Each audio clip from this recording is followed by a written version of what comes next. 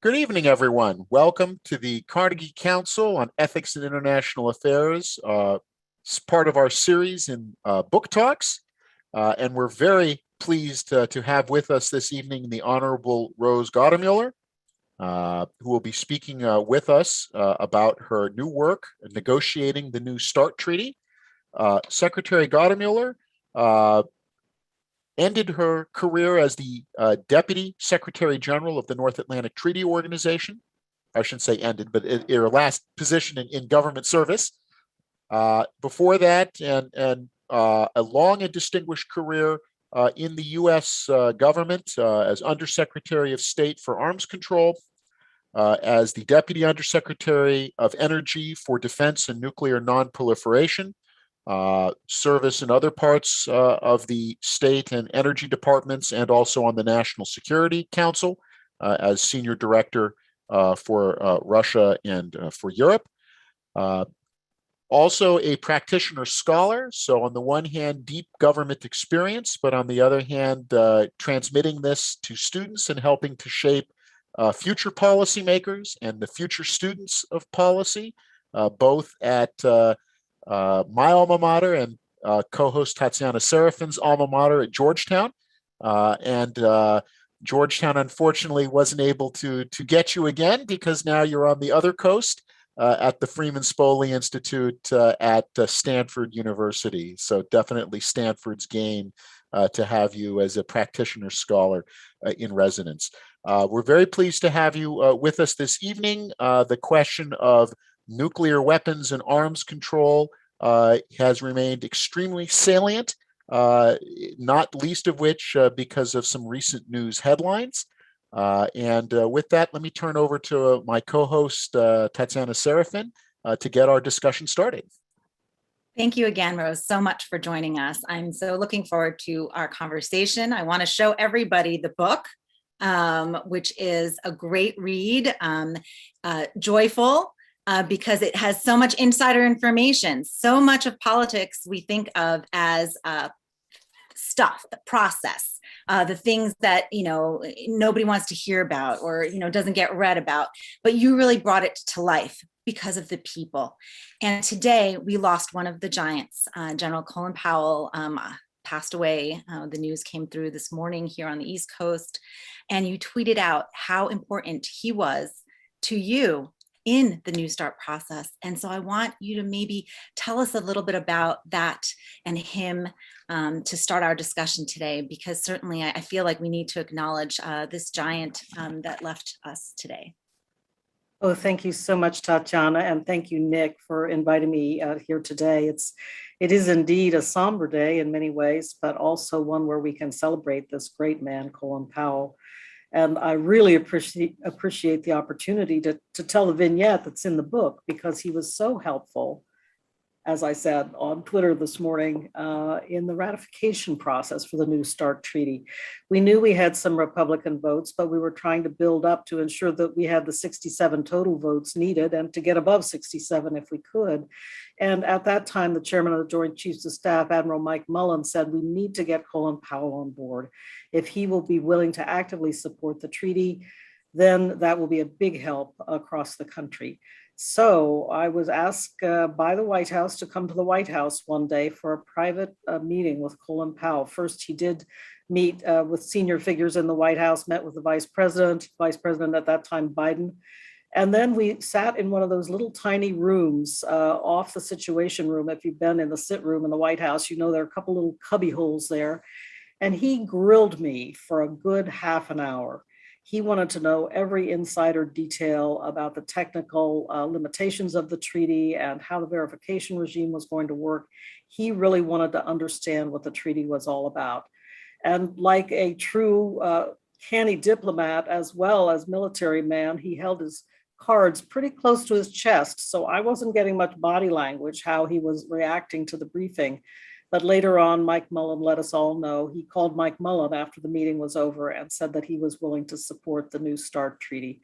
So I wanted to just say a word in memoriam, but also with really warm warm kind of regard for the role that he played on that occasion, so dignified, so knowledgeable, and so responsible in the way he was thinking about the national security interests of the United States. I know we are all going to miss him. Absolutely. And you started off with the ratification process, but certainly the book is all about the negotiation process as well as the ratification process and all of the insider information of dealing with the Russians and also historically coming up with, all of that came before the treaty, right? You had to, all of this people, ideas, information that you had to bring to the table. So I want for you to tell us, how did you get the idea of this book? What is your goal from this book? Share a little bit about the overview of how this all came together. Well, the book has been rattling around in my head for a long time, Tatiana. The whole time I was working as the Undersecretary of State, where I was responsible for all of the so-called T family. So in addition to the arms control issues, also non-proliferation and the so-called political military affairs issues. Those have to do with everything from landmine clearance to licensing of U.S. weapons sales. So it's a very broad agenda, and I didn't have time to stop and write. And then I went off to be Deputy Secretary General of NATO for 3 years, and I didn't have time to write. But it was in my head for a long time that I wanted to tell this story because I thought it was such a great example of how a really strong interagency team came together and worked on a very clear national security objective, and then managed also to carry it across the finish line, getting the Senate's advice and consent to ratification. I always joke that there were actually 2 negotiations, one with the Senate and one with the Russians, and people say, well, who was more difficult to negotiate with? I tell you, I think it's a toss-up, to be honest with you, but both were very difficult and had their own definite interests they wanted to see served by this treaty. So that's what really got me started. But I also had some deep roots in my beginning experience. When I first went to work at Rand Corporation, I went to work for a fellow named Tom Wolfe, who's a senior Soviet military analyst at Rand at the time. He was writing a book on the first strategic arms limitation treaty. We call it SALT I. It's actually an executive agreement, not a treaty. But Tom was working on a book called The SALT Experience, and he invited me to come and be his research assistant for that. And wow, he was such a great mentor, and he really pushed me and challenged me and made me read dozens and dozens of Soviet military journals from one end to the other to help him get together the material he needed for the book. And I just reflected on that through all the years of my career, 40 years in Washington and in some foreign posts, and just thought, wow, if I can inspire some young people, as Tom inspired me to get involved in this field of arms control and nuclear policy, then it will, for me, be a really worthy goal. So that is something else that I wanted to do with the book. I wanted to write it for the next generation. Absolutely. We'll talk about the next generation, I think, in a little bit, but I want to start out by asking, because one of the dates you mentioned in the book is that this new agreement goes out of force in 2026.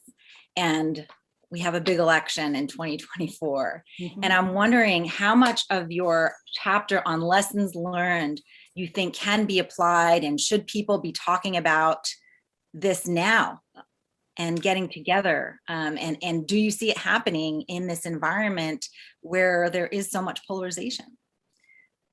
I think it's going to be important for the next treaty to take in mind a couple of things. One, of course, is the long-standing goal that the United States has had to get direct limits on U.S. and Russian warheads. And the United States in particular is very concerned about the preponderance of warheads in the Russian arsenal that are for non-strategic nuclear delivery vehicles, so-called, sometimes people call them TAC nukes.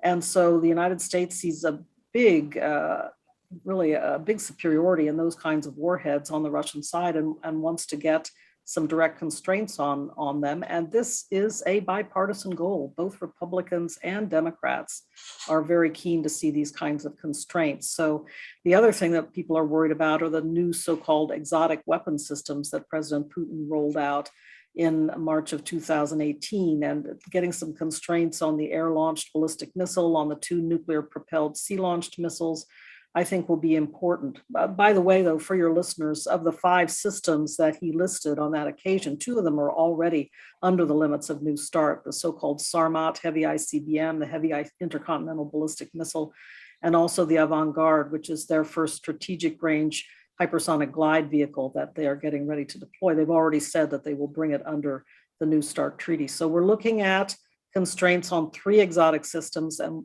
very, very keen, again, on both sides of the aisle to get constraints on those systems. So I think if we are able to negotiate a treaty that gets at these issues where there is real bipartisan concern, I think we can get a treaty that can be ratified in the Senate. The other factor, of course, nowadays is China, because China is building up their nuclear force structure, modernizing rapidly. Here, I think we have to keep a sharp eye on what the Chinese are doing, but their numbers are still small compared to ours. There's a lot of people out there saying the Chinese are going to rush and get to our numbers really quickly. Well, let's see what happens. But I think the time needed to build up missiles and warheads will be time that is strategic warning for us. We can watch what the Chinese are doing and respond as we go on. In the meantime, we know that we and the Russians both have parity in strategic nuclear weapon systems, and we need to look for ways to constrain them as they are looking for ways to constrain us. Now, how to go about it? You said, do we need to start now? Absolutely, because these new kinds of limits that we are looking to negotiate, limits on warheads, for example, they're going to require very technical and difficult verification measures that we've never tried before. Warheads are the most sensitive objects that the United States and the Russian Federation possess, and we need to make sure that if we are monitoring limits on them, that we are absolutely sure that sensitive warhead secrets are not falling into the hands of the Russians. That's going to be tough. So there are a lot of technical problems to work through. That's why I say absolutely we need to start now if we're to have a new treaty ready by 2026. That raises, I think, a kind of a follow-on question, and it ties in also back to your purpose for writing the book. And that is, there are going to be some people listening to this who say, well, why should we even be negotiating about the types of weapons? We should just be trying to get rid of them, right? Going back to President Obama's, let's go back, let's try to shoot for nuclear zero. And then there's others who are going to say, well, what does it matter? Limits or not, let the Russians or the Chinese spend money on these things if they want. Why do we need to worry about arms control? It really is an idea that doesn't seem to make sense, and we kind of see this some of the polling data from the left, which is nuclear disarmament, and then from the right, which is arms control is a way to kind of hobble the United States. What's the case for arms control really in the 21st century? I think many of us are concerned, Nick, that we are on the cusp of a new arms race where we would be pouring enormous resources into nuclear weapon systems and new nuclear warheads at a time, frankly, when there are other technological revolutions afoot. And we need to stay on the leading edge of artificial intelligence developments, of cyber technology developments, of quantum developments, computing and sensing systems. We cannot afford to be left in the dust while we're pouring national treasure into nuclear weapons and nuclear weapon systems. So I think we are going to have to be, very careful, judicious and straightforward as to how we deploy these new technologies in military systems. But at the same time, I always think of nuclear weapon systems as 70-year-old. Yes, they're weapons of mass destruction. They extract a terrible price if they are ever used, heaven forbid. But at the same time, they're not what is going to be what will be used on the battlefield going forward. Here, we need to be paying attention to what's going on with the rest of this technological revolution that is afoot. Oh, and to get back to your question, why arms control? Arms control is a way to control these systems in a predictable manner. That's the most important thing. We need to know what's going on inside the Russian strategic nuclear arsenal. And oh, by the way, this is going to have to bring the Chinese in to the game now too. I think there are ways to do that, but we've been working with the Russians to slowly build down the Cold War build up we built over 32,000 warheads in the Cold War years, and the Russians, the Soviets, by some accounts, over 40,000 nuclear warheads by some account. We've both been steadily dealing with, as I call it, that ash and trash of the Cold War. Trash of the Cold War. But now the Chinese are starting to build up. I frankly think they'll be foolish if they pursue that path, because it's a waste of money, especially when we have these new technological developments that will guide and determine military capacity and capability in the future decades. I mean, this is such an important topic, and we know that Biden is doing his nuclear posture review, right? Started this summer. There's going to be recommendations coming out. There were pledges he made during the campaign, but not really much has happened. In addition, not much has happened in the press. So we're not covering this issue. We're not covering, the nuclear arms race. We're not covering, when we cover nukes, we talk about North Korea. Oh, they shot a missile. Oh my gosh,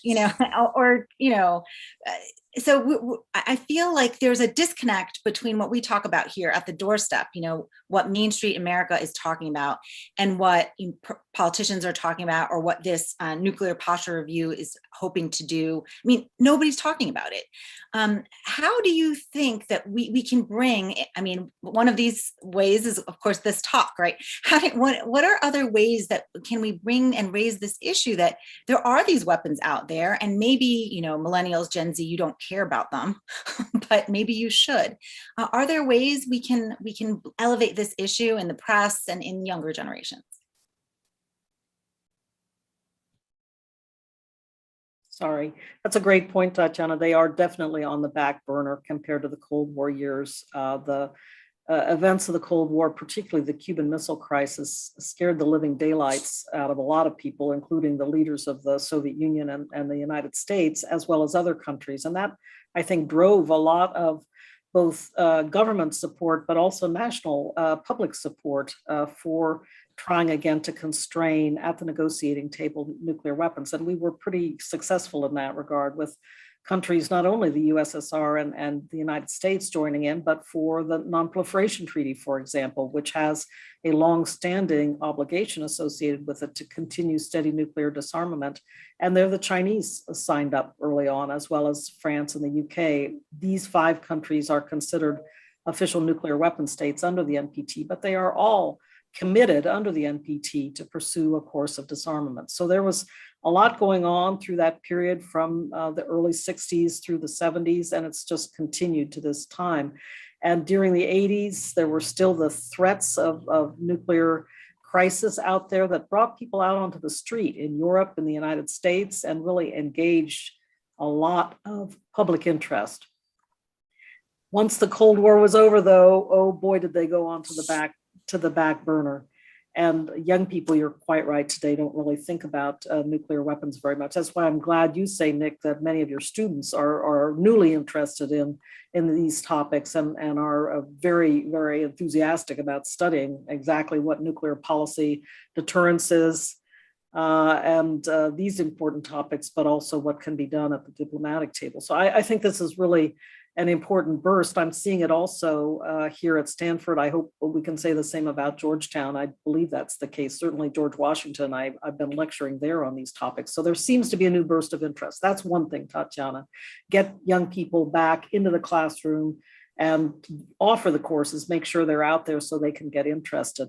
The second thing is, it's very interesting, but if we can figure out ways, it seems kind of silly, but I'm thinking of that HBO series Chernobyl, a year and a half ago, and how much interest that evoked among the younger generation. And frankly, I think it behooves the media companies to think perhaps, well, they should be doing some shows, not the spectacular kind of, physicists in hot pants, putting tritium bottles up on the missile or whatever. There were some silly ones out there, kind of James Bond kind of movies, but no, serious ones that look at stories like the Cuban Missile Crisis and what happened and how dreadful it would have been if something had happened. There was something like that actually in 1983, the day after the film was called, and it really shook.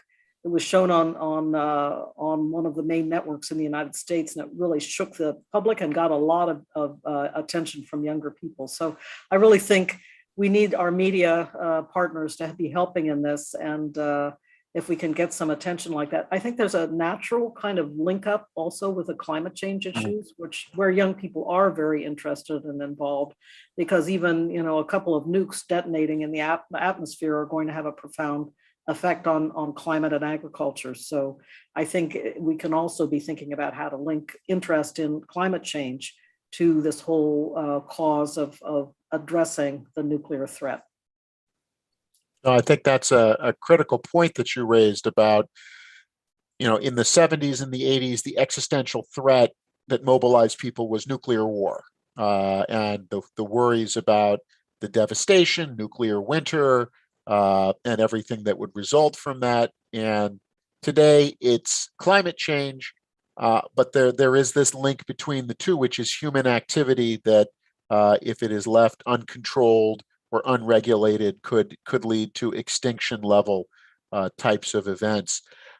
You talked a bit about kind of the cultivating new groups of people to take on these issues. I mean, obviously, as you said, when the Cold War ended, and we can look at the statistics are all out there, the interest in studying these subjects collapsed, programs that were created ended. And yet, as you said, there seems to be this revival, but also, I believe, earlier this year, there was some of the members of the Biden arms control team and you meeting together. There was a sense of that, there's a new generation, but also that it's a new generation of people involved in these issues that perhaps looks more like America, that is a little less of a caste of high priests of nuclear power, and a group that looks more like the United States' population makeup, certainly in terms of gender. Do you have a sense that there is this new, based on people who worked with you, who are on your team when you were negotiating New START, that are now continuing, of a sense of continuity moving forward, and your sense that, is this in good hands, at least from the U.S. side, and to the extent that you're, from the Russian side, are you seeing kind of good hands there of people, particularly people that are post-Cold War generation, rising to take up the challenge of negotiating durable arms control agreements? Where the United States is concerned, I'm really pleased to see many of the young talent who worked for me when I was both the assistant secretary and then the T undersecretary, going to work now in some of these very important positions. Bonnie Jenkins, who's the current undersecretary of state for arms control and international security, was working in the ISN Bureau, our International Security and Non-Proliferation Bureau. She was very important to helping President Obama put together his so-called nuclear security summits during the Obama administration. So yes, there are a number of people who were part of the, as we call it, the T family when I was the undersecretary, and are now in positions of responsibility. And I'm really pleased to see them shine. I do think all of these issues are in good hands. The nuclear priesthood is still out there, however, and in the general push and pull of, again, the process Tatiana brought up of the nuclear posture review, I think it's important that we have the older voices represented as well. I do hope that we can push the envelope in this nuclear posture review, as President Biden was very keen during the campaign to see some attention given to nuclear declaratory policy, and also to do a good and solid review of the so-called program of record for our nuclear modernization. So I know those are activities that are going on now. As I said, I think there's a push and pull there with the older priesthood, perhaps on the more conservative side, and some of the younger experts coming in back into government wanting to push the pace a little bit, but we'll see where it all comes out. I think it's a good process, and a process, it's healthy that the United States goes through this, because as you both know, in other places in the Russian Federation, oftentimes nuclear policy and doctrine hides inside the Ministry of Defense and the General Staff, and it's not an interagency matter.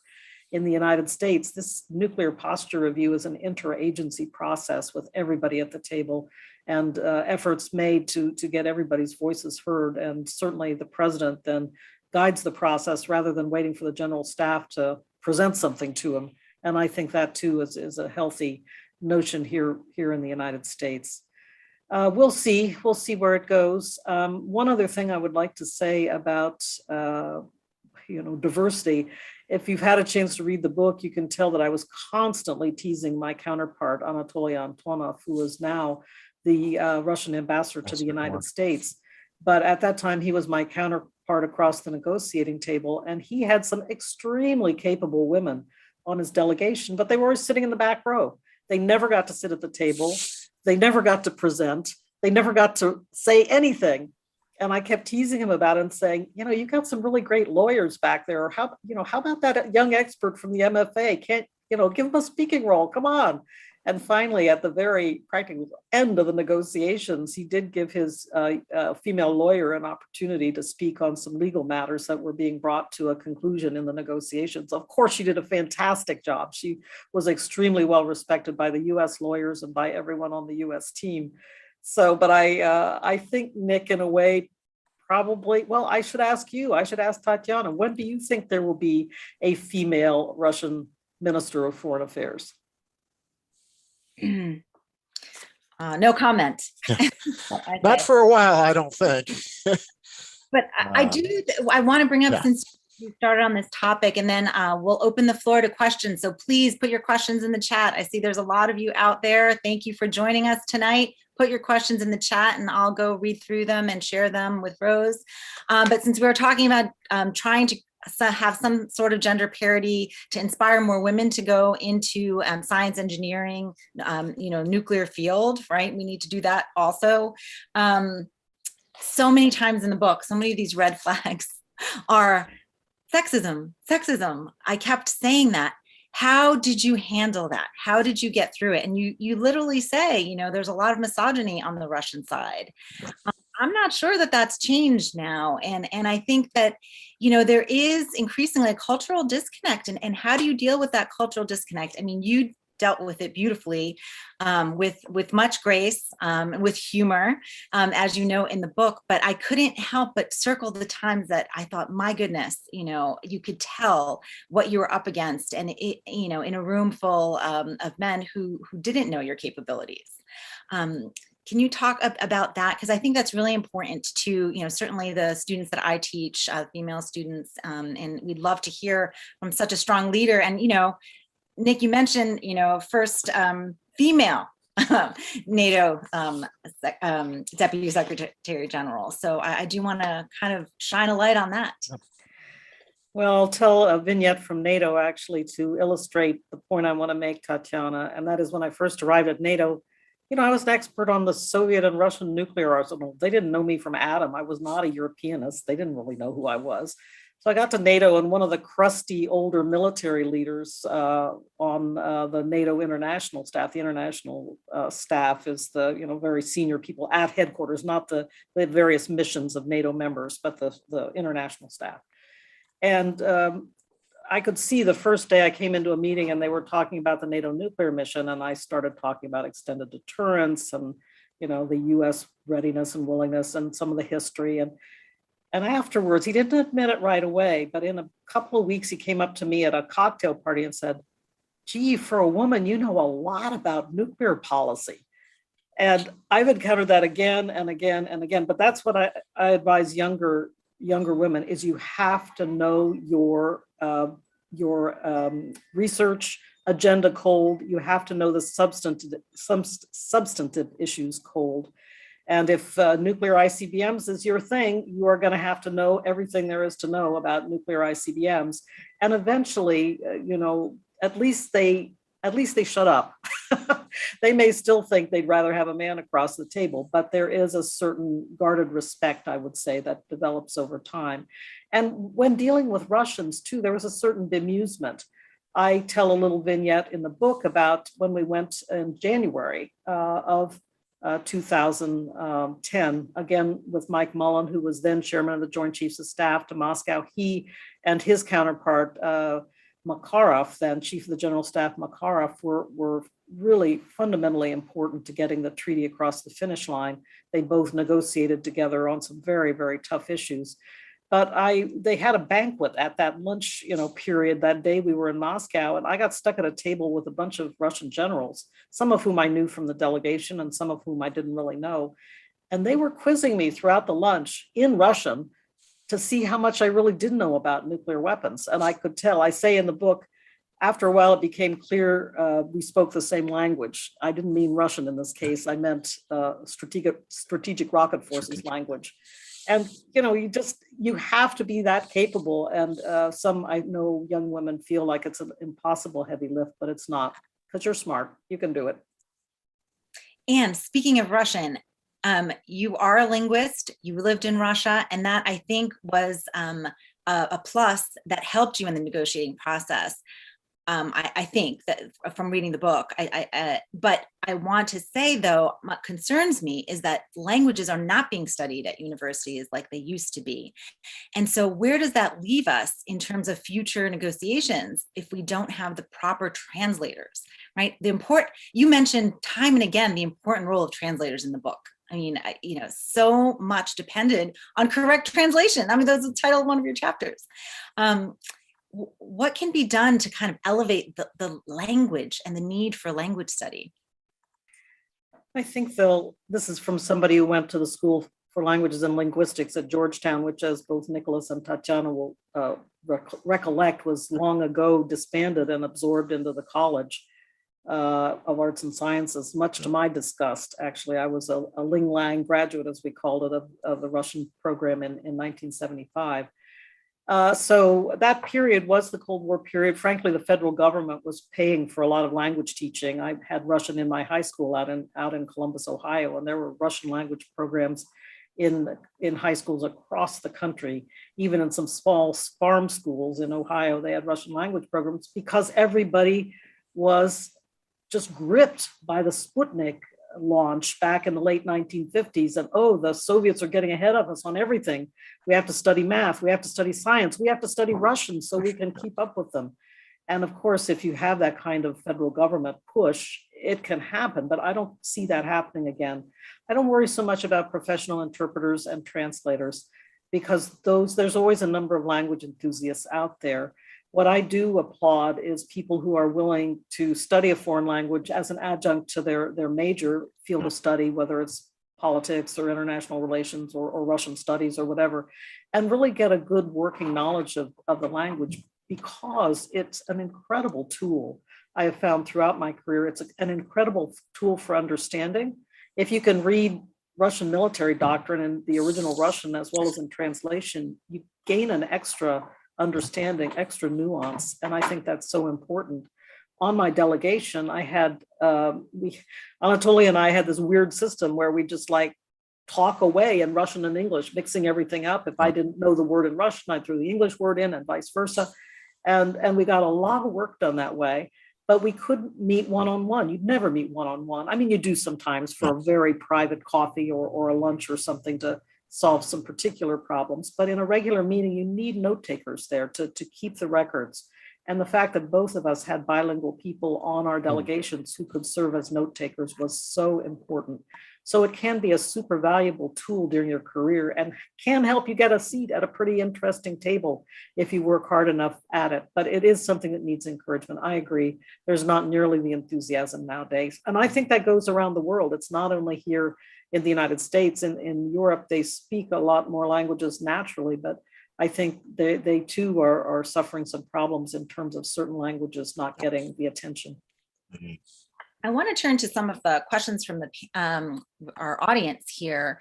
And one of them comes from Tim Tyler, who asks, what about Putin's agenda? And since he was a player in your book, in terms of you thought that he may have been, there was a speech. I wonder if you could tell that vignette of the speech that Putin gave in Vladivostok, I believe it was, that really concerned you. And then all of a sudden it went away. Can you tell that vignette, I think, for our audience? And then to Tim's question, what is Putin's agenda today?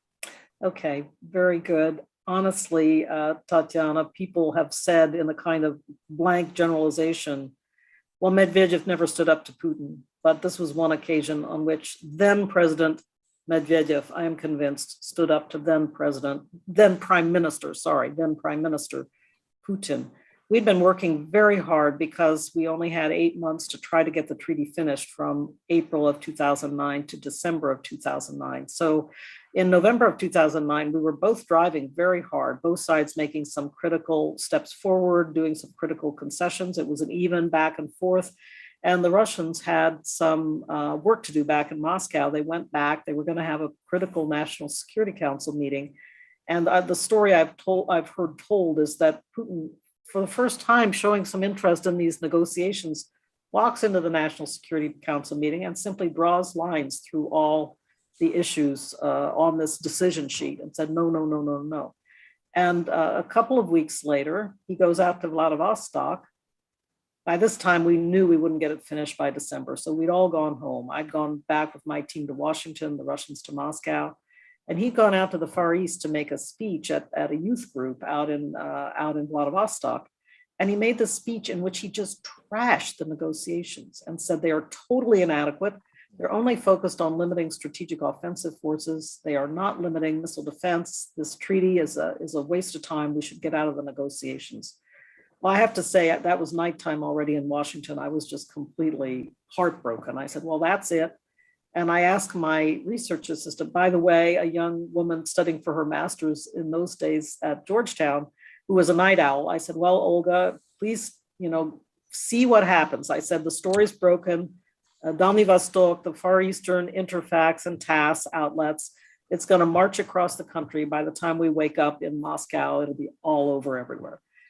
So I went to bed. I was just exhausted and heartbroken. And I didn't bother to call the White House at that point. I said, I'll call them in the morning. It was late. And so I get up in the morning and Olga sent me a report by email. She said it was weird. She said, I checked Interfax and TASS Far East. And at some point in the night, it said, this story has been taken down. And so there was no big burst of stories across the country. There were no headlines in Moscow. The story was disappeared. And I really think that is one time when President Medvedev stood up to Putin and said, no, we are going to continue these negotiations and get them done. And it was a very important moment in the negotiations. Luckily, as I said, we were able to quickly pull together this meeting between Mullen and Makarov that took place in January, right after the holidays, Christmas and New Year's holidays. And that really forced some new momentum into the negotiations. So again, those two men played a really, really important role. As to Tim's question, honestly, Putin, since this treaty has been signed, has taken a very positive stance about it. Since the treaty's entered into force, he has called it repeatedly, publicly, the gold standard of nuclear treaties, and he's supported its extension with President Trump, and then he supported a full 5-year extension with President Biden. So I know that he has been committed to the treaty and really committed to the efforts underway now in the strategic stability dialogue to get some new negotiations going. But Tim asked, does Putin want to expand his nuclear forces so Russia can be perceived as a world power? I'm not sure, Tim. I don't have any evidence that he actually wants to expand, like to break out of the limits of New START. But certainly having a modernized nuclear force, as we are seeing them deploying more and more modern missile systems and so forth, seems to be what his goal is. And yes, it is an aspect of ensuring that Russia is perceived as a great power, a world power. So there's an aspect of that there. But that's why it's so important to keep the limits of the New START treaty or the next treaty in place, so that, again, we escape from arms racing. We don't end up building up again, as we did during the Cold War. And that's why we need to get China to the table as well. So we have China, Russia, the US, and Russia and the US are probably 90% of the warheads. I've seen some figures that's about of all in the world, but there are other countries, and we have some questions from our audience about these other countries. So Michelle Matei, I hope I'm pronouncing that correctly, asks about Iran and their nuclear program and how that's going to affect Israel. So, do we look to Iran? What other countries should we be looking at? Is North Korea really a threat to us? At one time, like, how much can we look at, right? Like, how do we prioritize, basically? Well, there's the matter of the so-called near peer competitors, and where nuclear weapons are concerned, Russia is as close as it gets to a peer competitor with the United States. Again, as I said earlier, there's been this long-standing position in both our countries that we would strive for parity. We would have an approximate balance. Our force structures aren't identical. We have some, as we call it, freedom to mix. They tend to prefer to deploy ICBMs, and the US prefers to deploy sea launch systems, ballistic missiles. It just has to do with our, Russia's a great land power. So of course it deploys more land-based systems, and the US as a naval power, more sea-based systems. So there is that difference there, but generally there's a parity between our two countries. China way lower at the moment, but we fear maybe driving toward that parity as well. So again, we have to keep a sharp eye on that and watch what's going on. Where North Korea is concerned, I honestly have been very perturbed in the last week as they've been rolling out. You probably saw the TV presentations in the last week of all the firepower now and the missiles and so forth that DPRK is deploying. It's not big on numbers. They're not deploying a lot of missiles or a lot of warheads, but obviously they are striving for a kind of global stature with regard to their systems. So I do think it's high time to get back into negotiations with them, because they're also suffering. Kim Jong-un himself has said, and been very oddly, it's different now coming from the Pyongyang leader, but he's been honest to say that they're suffering from a great deal of famine, crops failing, COVID, although they aren't admitting much about COVID, but they're suffering a lot on the domestic front. So he could be looking for some relief. It could be a good moment. I think it is a good moment to go to the negotiating table with North Korea. On Iran, we've got this effort afoot for the United States to rejoin the so-called JCPOA. I do think that's important to get that agreement back on track again, because the Iranians are doing everything they can to push that envelope and to maximize their own negotiating position by taking the level of enrichment of uranium right up to the borderline, where we begin to be very concerned that they're enriching fissile material for a bomb program rather than for a nuclear power plant, which they always say that's what they're doing. So I do think it's going to be important to get them back to the table.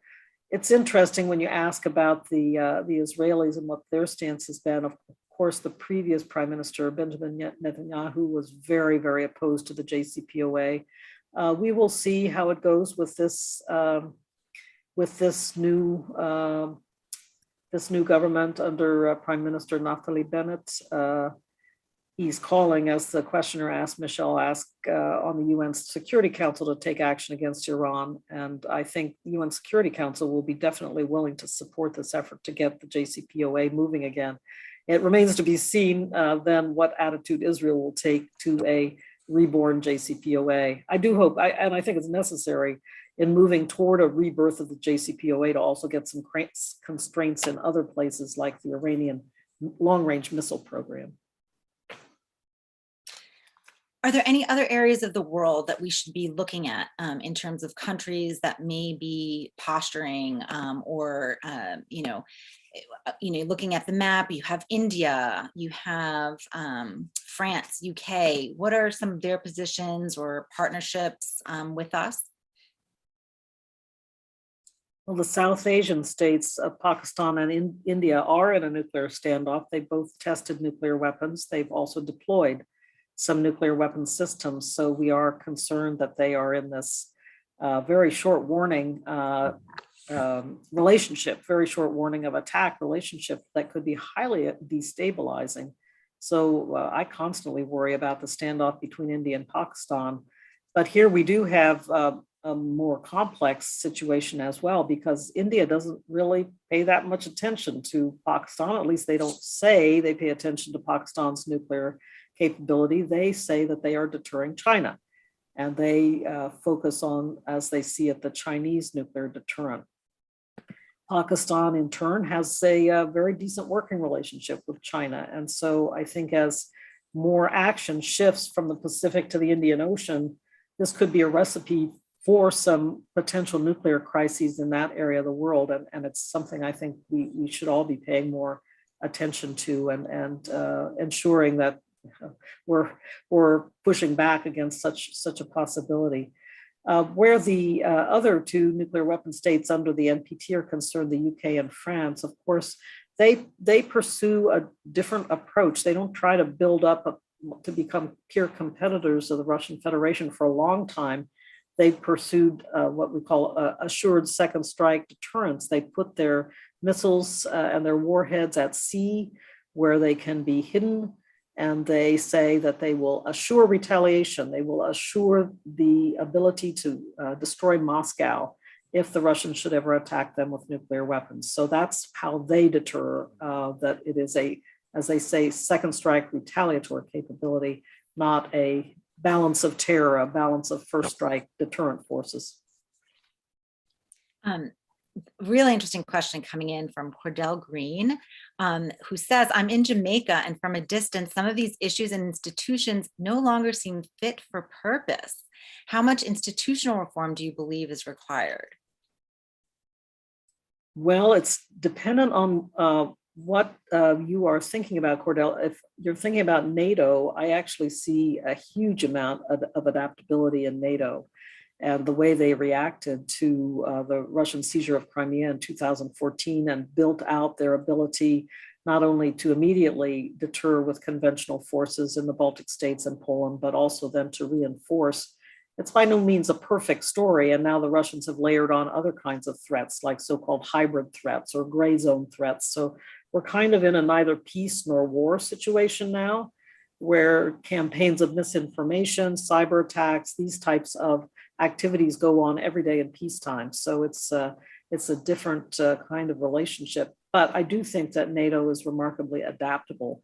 Does it need reform? Yes. And that's why I'm so glad that NATO has been working on the basis of the so-called 2030 report that was done last year to put in place some reforms and also to look at developing a new strategic concept, which would be the kind of umbrella concept overlaying continuing reform efforts in NATO. So NATO, I feel pretty good about. Other organizations, I continue to worry about the United Nations and its systems. But then people say, well, why don't we just throw out the UN and forget about it? And you look at what the UN does that is efficient and good. Day after day after day, I'm impressed by what the UN Food Program is doing around the world in places where there's grave famine, and particularly now in Afghanistan, the way they've been reacting to the situation in Afghanistan. So even the most clumsy organizations like the United Nations is doing a whole lot of good in various areas. So we need, I think, to continue to try to push the reform agenda without throwing out the baby with the bathwater, to coin an old cliche. I have a question. I don't know if the person who is asking wants me to name them, but they make a point that since joining the U.S. Navy, they've never felt they were battle ready and that there's complacency morale. Do you see a sense of complacency? And maybe that's related to our question about, nobody talks about nukes anymore. Well, it's an interesting question. I can see from Carla, she asked another question down further. I will simply answer you, Carla, to say, yes, in fact, we do deploy in terms of our strategic nuclear force structure. We deploy a lot of our strategic nuclear forces on strategic strike submarines, the so-called boomers, the Ohio class big submarines. I understand your question. Of course, for the surface fleet and for attack submarines, we no longer deploy nuclear weapons on those platforms. So it is the boomers, though, the strategic strike submarines, where we deploy quite a bit of our nuclear deterrent. I'm not quite sure what complacency morale means, but I do, perhaps it gets to the point that, and oftentimes in the past, there was this problem that when training and exercises were going on, there was training up to the point of nuclear escalation, and then the exercise stopped, and people didn't have to grapple with the difficult issues of command and control, of addressing, nuclear damage, trying to pursue the fight, to continue the fight, despite having taken even perhaps a single nuclear strike, it will have, I think, a dire effect, as I said earlier, in so many ways. There's a good reason there's been a taboo on the use of nuclear weapons since Hiroshima and Nagasaki. So if that's what you're meaning, Carla, I do argue, and we started doing some more work in NATO, reflecting on that experience once again, to try to grapple with some of these issues. If, heaven forbid, the terrible day ever arose when nuclear weapons were put on high alert and people considered using them in some scenario, responding in our case to a nuclear strike with a nuclear weapon, then how would we go about it? What would be stressed the most? I dare say our nuclear command and control would be very stressed in this day and age, particularly with the kind of cyber threats against command and control across the board. So there are lots of interesting questions out there, and I do think that we cannot afford to be complacent about the nuclear environment in wartime, but neither do we want to give the implication that somehow we believe in nuclear warfighting and think that that's a tool of US policy. That's not our US policy. Nuclear weapons are generally seen as responding only to a nuclear attack.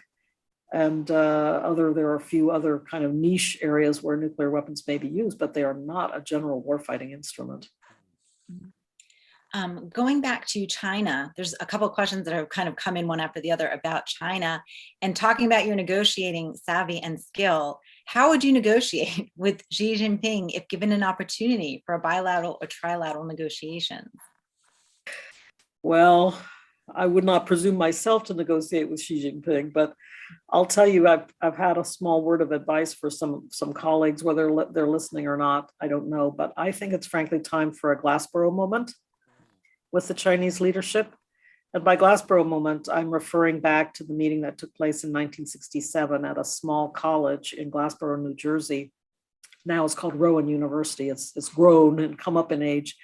Glassboro State College at the time. And it was convenient to New York. The Politburo leadership was coming to New York. The grave Mideast crisis was going on at the same time, the '67 war. And the Politburo leadership asked to meet with Lyndon Johnson at Glassboro to discuss some key issues.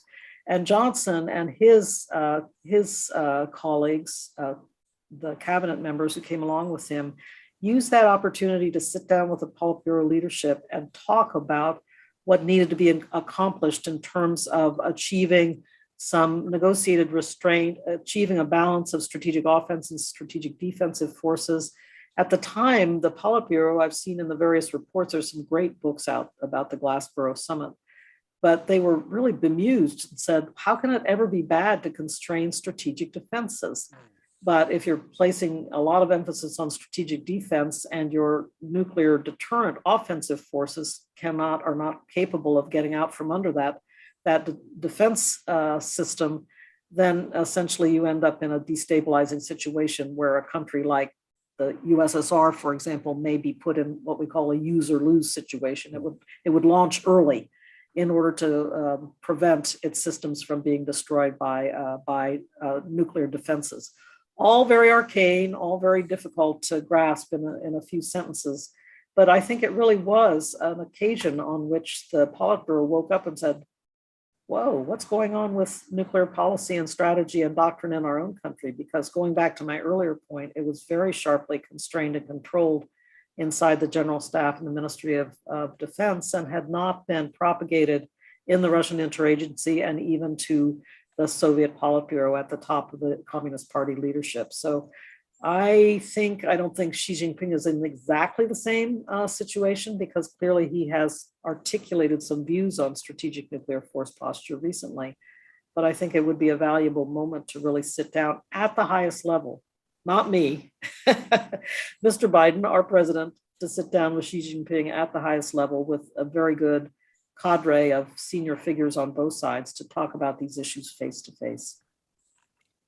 Excellent. Nick, do you have anything or and our audience, any last burning questions as we come to the close of our discussion tonight? I think this has been a fascinating conversation, and in the time that we have left, just perhaps to to build on some of these points that you've raised. And I think one in particular is this trying to thread this balance as we move forward of no one wants to encourage or encourage the idea that we're cavalier about the use of nuclear weapons. On the other hand, their deterrent capability rests on the sense of commitment that we would use those weapons in certain existential circumstances if pushed. And tying together, you mentioned the cyber issue. We've had talk that is a major cyber attack that would seek to disable the country equivalent to a nuclear strike, and or have our conventional capabilities gotten so good that even if we were attacked with a single nuclear warhead strike, we would not necessarily respond with nuclear weapons. Sense of perhaps, are we coming to an era where the bright shining line between nuclear and non-nuclear may be blurring, and we might put nuclear options on the table to respond to non-nuclear, and we might put non-nuclear options on the table to respond to nuclear? I think that's an excellent and a complex question. It gets down to this new Biden approach, which is so-called integrated deterrence. It's sometimes also referred to as multi-domain deterrence. And it's something that, again, I'll just cite the example of NATO, that NATO has embraced by saying in various settings that, yes, now we are creating cyber as a domain of operations for the NATO alliance as a whole. Certainly the United States has done the same.